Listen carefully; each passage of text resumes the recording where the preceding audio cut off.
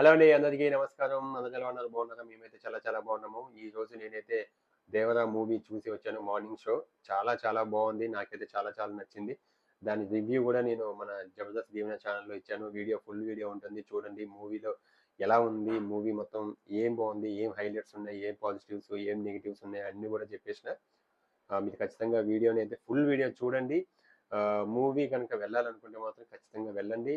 Theatre experience మాత్రం తప్పకుండా చేయండి. నేనైతే మార్నింగ్ షో చూసిన. ఫ్యాన్స్ అంటే సింగిల్ స్క్రీన్‌లో చూసిన నేను గూడా. సింగిల్ స్క్రీన్‌లో చూస్తే ఆ కిక్ వేరే ఉంటది.